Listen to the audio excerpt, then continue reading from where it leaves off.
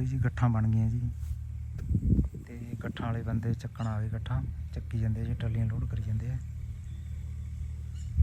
ਇੱਕ ਟਰਾਲੀ ਇੱਧਰ ਹੈ ਜੀ, ਲੋਡ ਕਰੀ ਜਾਂਦੇ। ਦੂਜੀ ਟਰਾਲੀ ਹੈਗੀ ਹੈ ਜੀ ਉੱਧਰਲੀ ਸਾਈਡ।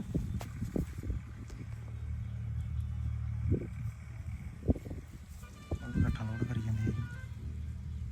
ਕੱਲ੍ਹ ਬਣੀਆਂ ਜੀ ਗੱਠਾਂ, ਬਾਰਿਸ਼ ਹੋ ਗਈ ਜੀ, ਉਹਦਾ ਕਰਕੇ ਕੰਮ ਰੁਕ ਗਿਆ ਸੀਗਾ ਜੀ 2-3 ਦਿਨ।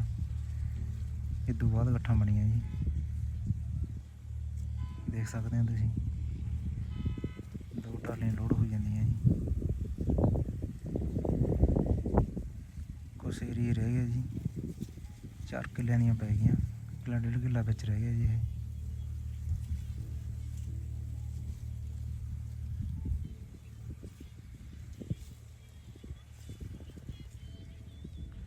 ਵੱਡੇ ਟਰਾਲੇ ਆ ਜੀ।